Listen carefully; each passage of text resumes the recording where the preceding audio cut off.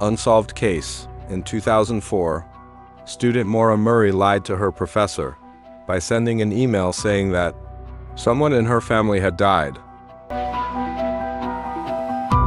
On the evening of February 9, 2004, police were called to a car accident on Route 112 in Woodsville, New Hampshire. A black car with a woman behind the wheel is stuck in a ditch.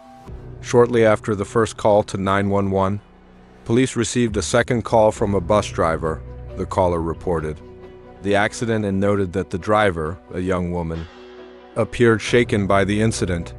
The helpful bus driver went to the panicked young woman and offered to call someone to tow her vehicle. However, the woman admitted to having called for help on the side of the road. When police arrived minutes later, the driver, quickly identified as Maura Murray, had left. A search of the area yielded no results. An investigation into Murray concluded that he had left campus that day after stating that a sudden death in his family meant he had to return home. No one in her family actually died, although it seems that Maura may have needed a break and lied to get some space.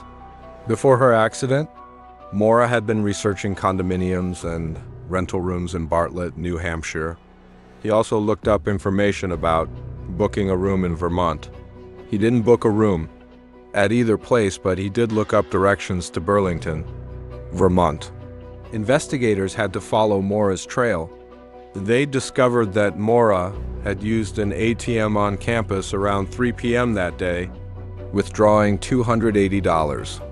He used $40 of the money to buy alcohol, including boxed wine and liquor, at around 4:30 p.m.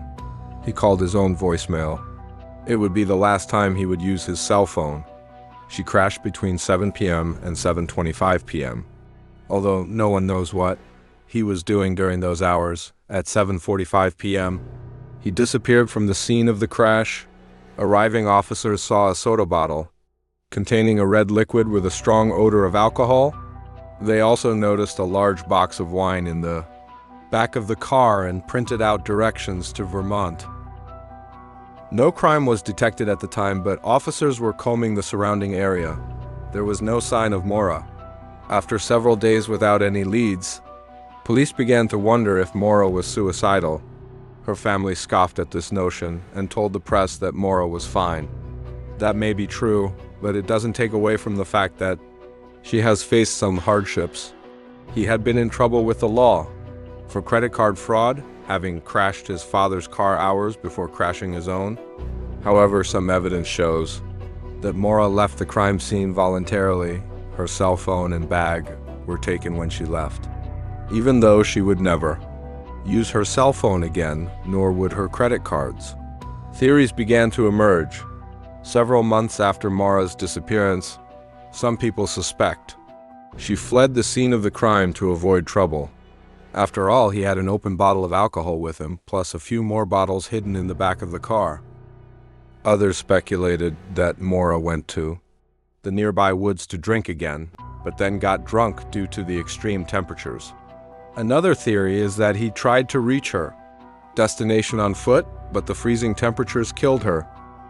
Some people even believe that Maura was taken from the scene against her will. Her father thought local punks had taken his daughter. Over the years, numerous attempts have been made to find Maura's body near where she fell. In September 2021, human remains were found 25 miles from the area where Maura was last seen. However, the bodies were not her. She is still missing until now.